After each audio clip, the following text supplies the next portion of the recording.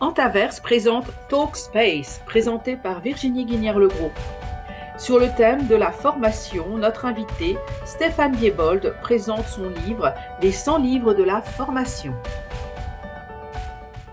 Bonjour, ici Virginie Guinière-Legros. Avec moi aujourd'hui, mon invité Stéphane Diebold, président de l'AFEN, Association des responsables de formation, et aussi expert en formation et en innovation. Alors aujourd'hui, bienvenue Stéphane, tu viens nous présenter donc ton nouveau livre. On va consacrer ce podcast à cette sortie exceptionnelle, je pense. Merci Euh, beaucoup Virginie. Effectivement, alors c'est exceptionnel parce que c'est notre sortie, donc c'est la première fois que l'ouvrage vient juste de sortir, donc c'est vraiment très récent. Merci Virginie d'en faire la publicité parce que c'est un moment important pour un ouvrage et c'est les 100 livres de la formation sans prise de tête. Hein, deux choses importantes, hein. Donc c'est tout le snack content, on y reviendra si tu le désires, mais c'est reprendre toute la littérature sans livre, hein. Donc forcément on fait des choix, des angles qui ne sont pas neutres, mais qui permettent de se dire que quelqu'un peut acquérir une culture de la formation facile à gérer avec des citations, des aphorismes et aussi un esprit critique avec ces auteurs-là. Et chaque auteur est présenté, c'est pour ça qu'on dit sans prise de tête, chaque auteur est présenté en moins de 400 mots, c'est-à-dire une demi-page Word. Alors quand c'est des gros auteurs, ce n'est pas évident. donc le snap content, c'est ça en fait. Snack. Peut-être réexplique-nous juste quelques secondes au sujet du Alors, snap content. le snack content, c'est comment est-ce qu'on a des petits contenus. Et on appelle dans le snack content, il y a une autre que j'aime beaucoup, mais qui est moins connue, même s'il y a des auteurs qui ont écrit dessus, c'est le nuggets learning, le micro-learning. Mais nuggets, j'aime bien parce que ça fait référence aux nuggets, donc, et qui sont, on voit bien le relais avec les fast-food. Autrement dit, des grains de formation qui sont facilement digérables. Et l'ambition qu'on avait, c'est que beaucoup de personnes disent qu'à force de simplifier la formation, on rend les gens idiots, comme disent Nicolas Kerr, on rend les gens idiots, alors que moi, je ne crois pas du tout. Les gens sont ce qu'ils sont, et on peut leur rendre intelligents si on a une vraie ambition. Et donc, simplement, il faut écrire avec une autre façon d'écrire, une autre grammaire, c'est ça le snack content, mais l'histoire, c'est moi qui l'ai choisi, et si j'ai une ambition formative, ben dans ces cas-là, l'histoire est grande et belle si on le veut. C'est clair. Moi, ça me renvoie en fait donc à la granulométrie qu'on utilise lorsqu'on fait des MOOC en fait, où c'est vrai qu'on peut avoir des tout petites capsules vidéo Mm. et l'important c'est l'assemblage de ces capsules qui font que ça fait une petite ou une très grande formation. Et Absolument. donc ce que tu nous proposes en fait c'est un contenu gigantesque Mm. découpé en petits morceaux, en petits modules qui permettent aux gens, bah, quand on les ensemble dans un sens ou dans un autre sens, bah, on peut en faire une démonstration d'un contenu ou la démonstration d'un autre contenu. Et donc toi, tu nous as fait donc des petites, comment dire, des petites capsules en fait Mm. d'informations qu'on peut lire et relire sans autre, de façon. Moi, je le vois très bien ton livre, par exemple, en livre de chevet où Oui, tous les jours absolument. on ouvre une page et puis Mm. on découvre, on redécouvre un nouveau sujet. Voilà. Donc, Exactement, c'est vraiment un manuel au sens étymologique, c'est un livre qu'on garde à la main, un peu comme un dictionnaire, qu'on garde à la main et on prend un auteur, Édouard Reingold par exemple, le père de la pédagogie.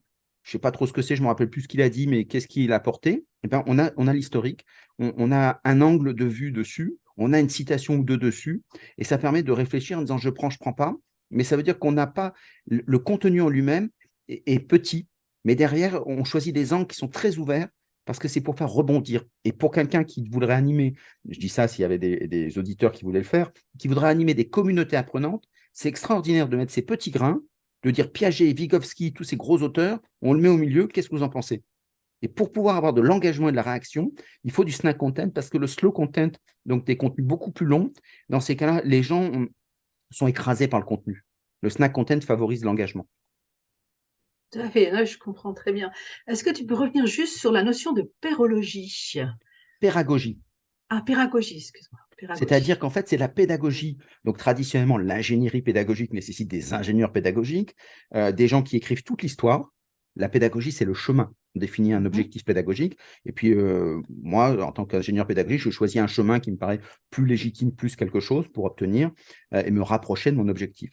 La pédagogie, ben, c'est que tout simplement, dans ce cheminement, on met en place le pair à pair. C'est-à-dire qu'on relaisse la main aux apprenants.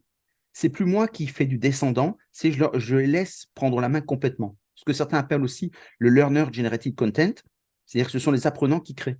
Et donc, ça veut dire que l'animateur, quand il ouvre complètement les vannes en disant, je prends un exemple très, très basique, très classique, mais si on dit une formation de vendeur, c'est de dire quels sont les problèmes que vous rencontrez, vous, avec, dans la vente. Et donc là, c'est complètement ouvert. On peut faire un Word Café, on peut faire tout est bon, mais on laisse complètement ouvert. Il me donne des matériaux que je ne connais pas avant. Et tout mon travail d'animateur et donc de pédagogue agile, c'est de me dire, avec ce qu'on me donne, comment je me rapproche de mes objectifs pédagogiques. Et ça, c'est la pédagogie, c'est-à-dire que je ne sais pas du tout ce qu'on va me donner, et donc il faut être à l'écoute, comprendre ce qu'on me dit, ce qu'on ne me dit pas, et puis après, savoir qu'à la fin, il faut qu'on arrive au bout. Moi, ça me fait rebondir aussi sur l'école 42 aussi, Oui, où en fait, on est aussi avec la notion de travailler sur les pairs, en fait. Et moi, j'ai envoyé ma fille juste il y a pas, enfin, pour la petite anecdote, il y a pas longtemps, donc faire un test à l'école 42. Et c'est vrai que, ben, en fait, tout est dans la même piscine. Et puis après, chacun vient aider en fonction justement de ce petit contenu que chacun a, parce que tout le monde connaît quelque chose en fait, et ils viennent échanger en fait ces contenus. Et c'est vrai que ton ouvrage pourrait être utile pour des gens qui veulent se lancer dans comment dire, des ateliers ou oui, autres activités autour de la pédagogie, des pédagogues, mais aussi oui, des apprenants, aussi bien exactement. comment dire, des enseignants que des apprenants. Parce Que que des c'est… formateurs, que des responsables de formation aussi.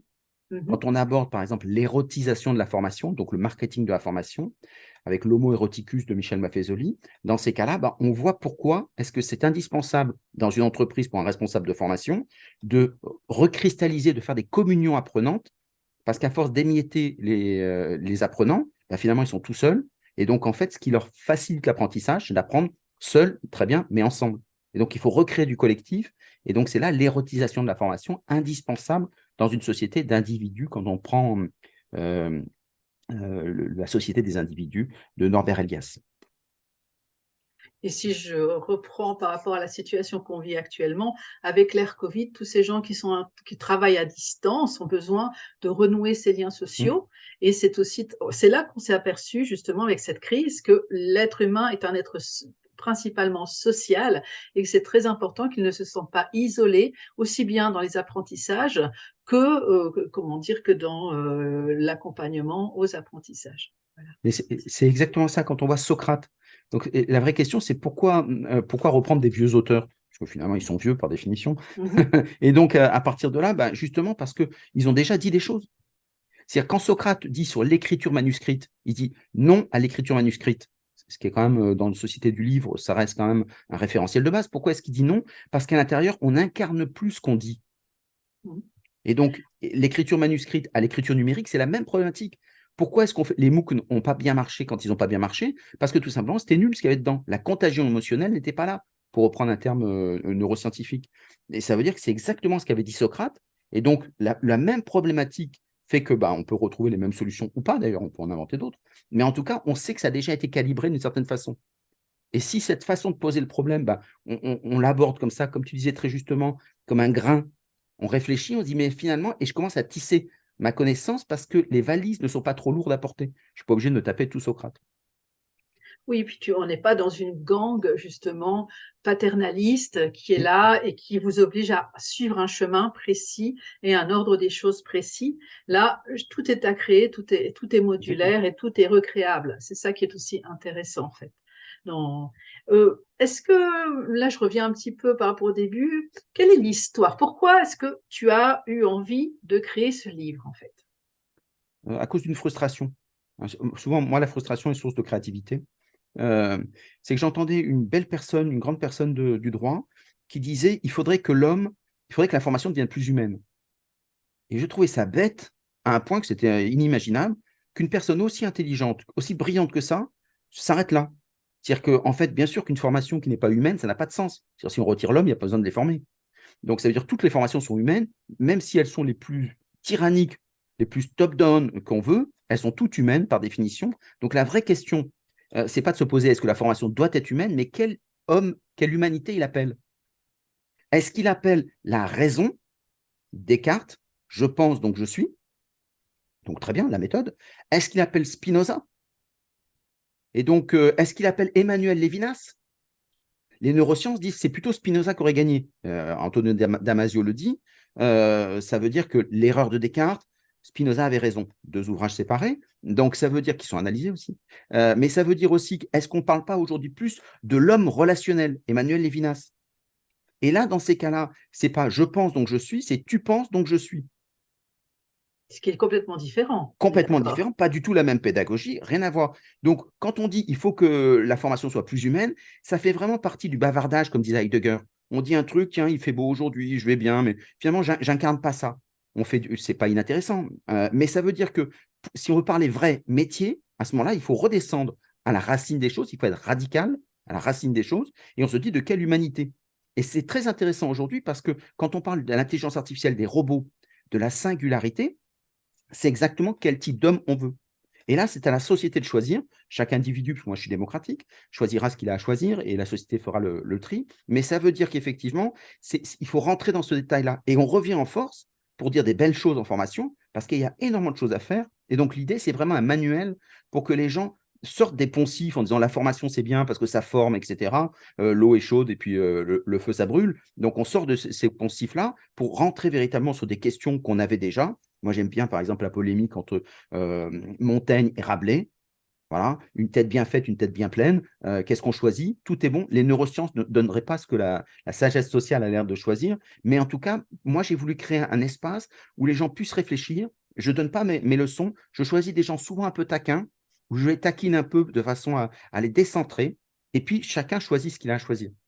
Voilà, c'est ça qui me paraît important parce que à la fois, moi, je pense que je pense et ça me regarde que moi, mais c'est vraiment un manuel pour aider les gens à construire leur pensée proprement.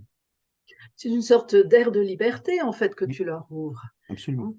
Avec des gens, on peut penser à Pierre Propopkin, Paul Feyerabend, l'anarchiste de la pensée. Donc, ce sont des regards qui sont explorés. Thomas Kuhn avec les pensées dominantes qui aujourd'hui sont très, très importantes pour comprendre notre société de la défiance. Voilà. Et donc, tout ça, c'est bon. Et l'intérêt, c'est qu'est-ce que les gens veulent en faire. Et l'avantage des grains, c'est que, bien sûr, de grain en grain, vous voyez à peu près mon côté un peu taquin, mais ça veut dire que les gens peuvent retirer le lien que je fais pour se dire, moi, je vais le construire différemment, et ils ont complètement raison. Chacun a raison parce que chacun a ses raisons. C'est vraiment un espace de liberté. J'aime bien ce que tu dis. Oui, et puis surtout, moi, ce que je vois, c'est qu'on est dans une ère d'innovation, hein, qui est très, très importante, hein, de mon point de vue, c'est une ère à peu près similaire à celle qu'on a vécue entre le Moyen Âge et la Renaissance. Et donc, Mm, avec des grandes, grandes mutations, où beaucoup de gens se posent la question de dans quel sens aller. mm, Et aujourd'hui, ben, il y a les anciens qui ont leur pensée mm. traditionnelle, et aujourd'hui, il faut aussi construire des nouvelles façons de faire parce que les anciennes façons de faire atteignent leurs limites. Et c'est l'occasion aussi de réfléchir, de repenser les systèmes classiques, les systèmes traditionnels, et d'ouvrir vers des nouveaux Bien systèmes. sûr. Moi, je pense en particulier à la différence avec hier la structuration sociale et de la formation et de l'entreprise était de type hiérarchique. Mm, Demain, enfin en tout cas, on voit un glissement qui va vers le cercle d'apprentissage, vers les cercles d'organisation, etc. Euh, Est-ce que, comment dire, tu penses que c'est une des voies que tu peux proposer dans ce livre? Est-ce qu'il y en a d'autres qui existent et qui pourraient être composées à partir je dirais, de cette maïeutique que tu proposes avec ce système modulaire? Alors, moi, je crois que la société choisit ce qu'elle veut choisir. Mhm. Donc, la société en formation est moralisatrice si elle dit le bien et le mal. Ça ne veut pas dire que ce soit bien ou mal, ça veut dire que la société le dit. Et comme les apprentissages socialisés, la formation, c'est ce que la société arbitre, pour le meilleur et pour le pire, hein, pas dire. Donc, l'avantage, comme tu le soulignais, c'est qu'aujourd'hui, on est dans une parenthèse magique. On est encore en période de Noël, donc c'est l'esprit de Noël. Mais c'est vraiment ça, l'élément, c'est que tout le monde peut avoir des raisons. Il y a une vraie ouverture d'esprit en disant, est-ce qu'on ne pourrait pas explorer tel ou tel territoire? Autrement dit, rien n'est écrit. Et donc, c'est pour ça que je trouve que cet ouvrage-là, c'est en tout cas son ambition, vous me direz après si ça correspond, ça a marché, mais l'idée, c'est de se dire, au lieu de prendre bêtement des problématiques sans les creuser, bah, explorons tranquillement, sans prise de tête, des problématiques importantes. 21e siècle, c'est quoi la problématique? Il y en a deux qui vont dans le 21e siècle qui vont arriver. Démarrage, la montée en puissance de l'émotion. Voilà, l'émotion, c'est Paul Ekman, 71, quand il qualifie l'émotion, qui scientifiquement aujourd'hui est validée, avec les micro-signaux, etc. D'où, par exemple, les neurones miroirs qui permettent de lire l'empathie, l'émotion, etc. Donc, avoir l'air sympa, avoir l'air d'être sincère, avoir l'air de ceci, cela. Donc, tout ça, il y a des auteurs qui ont écrit, avec Risolati, Giacometto, qui a écrit là-dessus, sur les neurones miroirs. D'autres avaient écrit comme Damasio, ou des gens comme ça. Donc ça veut dire que c'est la montée en puissance de l'émotion. Ça, on est en plein dedans. Aujourd'hui, tout le monde veut faire du ludique, veut faire du sympa, etc. Donc, on cherche à avoir des émotions parce qu'on sait que les gens apprennent mieux et plus longtemps. Et donc, cette problématique, c'est quoi? C'est Spinoza contre Descartes. C'est la même chose. Aujourd'hui, Spinoza, tout le monde trouve qu'il est formidable. Tout le monde disait qu'il était nul avant. Bon, ça veut dire que demain, il sera à nouveau nul ou formidable. C'est le choix un peu des sociétés qui remettent en valeur des auteurs. Mais le deuxième grosse problématique, c'est la montée en puissance de la machine. Et si l'homme-machine, avec la maîtrise, avait posé bien le problème, et d'ailleurs, on peut noter que les neurosciences, Jean-Michel Changeux avait, sur les neurosciences, fait allusion en disant que le père des neurosciences, c'était la maîtrise. Parce que justement, il essaye de comprendre, pour la pensée, la machine de la pensée. Or, est-ce que l'homme n'est qu'une machine physique, une machine de pensée? Non, il y a d'autres choses, il y a de la poésie, etc. J'aime bien la citation d'Edgar Morin, qu'on retrouve dans la méthode, c'est l'homme est un homo sapiens, sachant, sage, et un homo démens. Et si on supprime le démens, c'est-à-dire l'homme fou, la folie de l'homme, la poésie de l'homme, si on retire le démens et qu'il devient que sapiens, alors ça devient une machine. Et se repose la question, finalement, les machines sont plus machines que nous, donc finalement, est-ce que ce n'est pas les machines qui vont gagner la guerre de l'homme et de la machine? La vraie question avec l'intelligence artificielle, quand ils ont créé ça, c'est est-ce que la machine peut être comme l'homme, est artificiellement comme l'homme? C'est pour ça qu'ils avaient choisi l'intelligence, qui est propre de l'homme, artificielle. Est-ce qu'un jour la machine pourra être comme l'homme? Et aujourd'hui, une des tendances vers lesquelles on va, c'est le fait de dire, est-ce que l'homme ne va pas devenir comme une machine? À force de le rationaliser, etc. Et le XXe siècle nous montre que ce n'est pas de la science-fiction. Je vous rappelle que la science validée, la science de l'époque, évidemment, bien évidemment, mais le nazisme, le stalinisme sont toujours appuyés sur des éléments scientifiques. Donc la science sans conscience pose des problèmes, hein, disait Rabelais, mais ça veut dire qu'effectivement, c'est qu'est-ce qu'on veut construire avec ça. Et là, on revient à des questions de base, non pas pour faire de la philosophie et s'enterrer dans des choses, mais pour faire des choses très opérationnelles, de façon à ce que quand on se dit la machine, demain, avec la prédictibilité, qui commence à avoir de très très beaux résultats, avec une vraie acceptabilité sociale, et beaucoup d'argent mis sur la table aussi, ça compte, ça permet justement de se dire, est-ce que demain, on ne va pas vers cela? Autrement dit, ma GPEC personnelle, ce n'est pas moi qui la détermine, c'est la machine qui me dit tous mes domaines des possibles. Compte tenu de tout mon historique, est-ce qu'on tend pas vers ça? Est-ce qu'on veut, est-ce qu'on ne veut pas? Eh bien, moi, je n'ai pas de réponse. Je suis pas, la société choisira et ça m'ira très bien, mais je pose le problème. Et C'est dans la clair. formation, ça change tout. C'est clair que, comment dire, de toute façon, tout est interlié. Oui. Donc, si la société décide d'aller dans un sens, ben, le reste ira aussi dans le Mm. même sens. Ça, c'est évident. Au sujet de l'intelligence artificielle, ben, c'est sûr qu'on atteint des limites au niveau des calculs et que, éventuellement, avec la technologie quantique qui arrive, on arrivera peut-être à encore autre chose et peut-être tu Bien sûr. devras écrire un nouveau livre par rapport à ça. Absolument. Parce que ça ouvre une nouvelle Mm. dimension. Mm. Le champ du quantique, en fait, va ouvrir des nouvelles dimensions pour l'intelligence artificielle, mais aussi pour l'homme. Et on voit aussi au niveau philosophique que de plus en plus de sciences sortent de la technologie scientifique, technique, pour aller vers les sciences sociales. Mm. Donc, qu'est-ce que Bien tu sûr. pourrais nous dire de ça et est-ce que tu as un petit peu abordé ça dans ton livre? Alors oui, oui et non, parce que 100, on se dit c'est beaucoup, 100 livres. Et finalement, quand on aborde tous ces sujets-là, on dit ben, il n'y en a pas assez. Donc, il faut faire des choix. C'est pour ça que j'ai triché un peu. Et puis, j'avais envie d'en rajouter, parce que j'aime bien ça. Je rajoute des bonus. C'est-à-dire qu'en fait, il y a une vingtaine de bonus. Donc, des auteurs qui ne font pas partie des 100. Et donc, s'il y avait un deuxième tome, avec les remarques que tous les auditeurs pourront me faire en me disant, tiens, mais pourquoi pas cet auteur? Il y a certains auteurs où j'ai hésité, il y en a d'autres qui viennent de sortir des ouvrages passionnants. Rosa, par exemple, Armut Rosa a fait sur la pédagogie de la résonance, c'est extraordinaire sur plein de choses. Bon, bah, de toute façon, ça bouge, et donc forcément, il faudra bouger avec. Mais l'idée, c'est d'aborder justement ces sujets-là. Je pense il y a quelque chose qui se dessine, une sociologie des apprenants. C'est ce qui fait aujourd'hui, on a une grosse difficulté, justement, à cause des neurosciences, entre autres, mais aussi le côté scientisme qu'on a, c'est qu'on ne travaille pas bien avec les individus. Alors, on a trouvé une façon assez intelligente, on leur dit, c'est vous qui êtes responsable, prenez-vous en main. Mais on s'aperçoit que s'ils se prennent en main complètement, ben, ils ne font pas de formation. Dans ces cas-là, comment est-ce que moi je fais?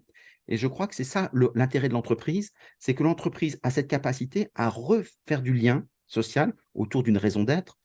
Et ça veut dire que c'est ce qu'on appelle l'érotisation.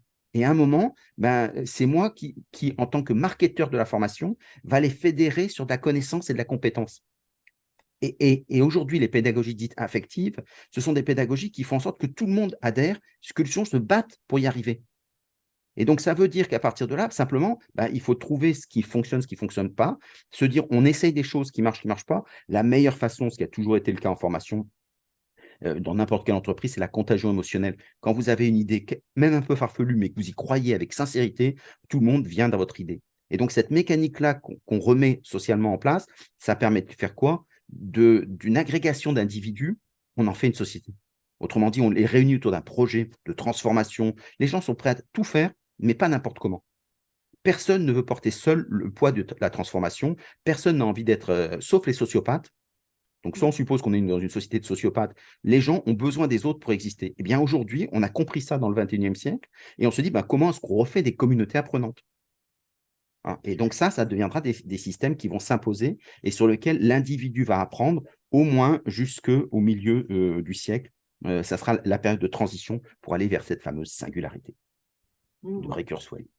Et on verra si on est encore là quand elle va arriver, cette fameuse singularité. 2045. 2045, waouh, dis donc, c'est vachement précis hein, comme date. Ah bah, les J'espère que auteurs sont. tu vas pouvoir tenir, on va devoir parier quelque chose là-dessus, mais bon, ça sera hors antenne.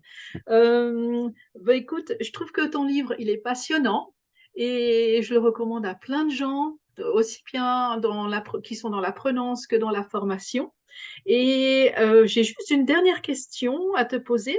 Si les gens veulent rentrer en interaction avec toi, te faire des remarques sur ton livre, te complimenter, etc., où est-ce qu'ils s'adressent? Eh bien, alors, deux possibilités, soit sur Twitter avec Stéphane Diebold, soit sur LinkedIn, voilà, sur lesquels ils peuvent me joindre aussi, sur lesquels je les renvoie sur les pages sur lesquelles on peut discuter, en message privé après, donc pas de souci, ou en message public, hein.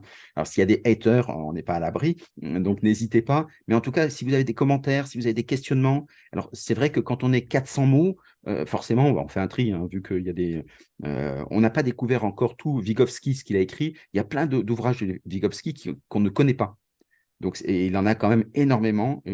Donc, c'est quelqu'un qui. Donc, quand on réduit un peu de choses, on fait des choix. Mais ça permet justement de rebondir. N'hésitez pas à enrichir. Comme ça, après, moi, sur une tome 2, je me suis donné 2 ans sur lesquels, d'abord parce que les choses bougent. Mais après, je prendrai aussi les commentaires des gens pour les mettre les commentaires derrière les grains que j'ai Oh, présentés. Donc, ça. c'est une belle idée. Tu le mettras sur une sorte de site internet ou alors tu feras dans un tome 2. Alors, Tu as une les, idée de comment tu veux les gérer? deux, on va lancer sur la chaîne YouTube, on va lancer sans doute en fin d'année, justement, on va reprendre grain par grain l'ensemble des émissions avec en plus quelques commentaires qui dépassent les 400 mots, mais ça sera 3 minutes par auteur, par semaine, un auteur. Donc ça sera, on le retrouvera sur YouTube, mais c'est aussi, et c'est pour ça que c'est important aussi le format manuel, parce que quand on écrit des choses, c'est pas la même chose que de les regarder. C'est-à-dire qu'on se met en distance et on pense, on se fait son histoire avec les mots qu'on a. Donc on réfléchit mieux quand on est sur de l'écrit, parce qu'on se fait des films qui sont mieux construits. Et surtout, et dernier point, enfin surtout non, mais c'est qu'on a utilisé ça pour financer les œuvres Learn for Good, qui est l'espace de la FEN où justement ça nous permet de financer nos projets. Donc, l'ensemble de ces sommes-là sont attribuées à des créations autour de la formation professionnelle pour permettre à des gens autour de projets. Donc là, ce sont des territoires apprenants. J'aimerais bien organiser ça de façon à aider les organismes de formation en France. Et donc, pour ça, il faut un peu de fonds. Et donc, c'est votre argent, si vous le donnez, c'est ça l'esprit de Noël. Dans ces cas-là, ça permet à d'autres de profiter de ça. Je trouve que c'est aussi une façon de donner. Et en dehors de cette dimension caritative, je trouve que cet ouvrage manquait sous ce type de format. Il existe des grosses encyclopédies, mais quand on se retrouve avec 800 ou 8 volumes de 800 pages chacun, il faut rentrer dedans. Dans le monde actuel, ce n'est pas ce qu'on recherche. Donc, pour des formateurs, pour des ingénieurs, des pédagogues, pour des gens qui sont des managers de la formation, c'est indispensable pour pouvoir bien comprendre les problématiques et vous faire votre propre idée, parce que c'est vraiment ma philosophie personnelle. Alors moi, ce que je vois, c'est que c'est un livre qu'on peut prendre partout avec soi, au En bureau, petit dans format, des oui, absolument. équipes, dans des réunions de direction, dans le bus, Mm, mm. comme livre de chevet. Alors c'est un livre que je recommande à tout le monde. Et puis on espère que, il y aura plein, plein de super commentaires qui viendront enrichir donc ton premier jet finalement de réflexion. Mm, mm. Et qui donnera plus tard, nous l'espérons, te recevoir encore une fois pour un tome 2 d'ici moins de 2 ans. Voilà. Merci beaucoup Stéphane. Merci Virginie, merci beaucoup à tous.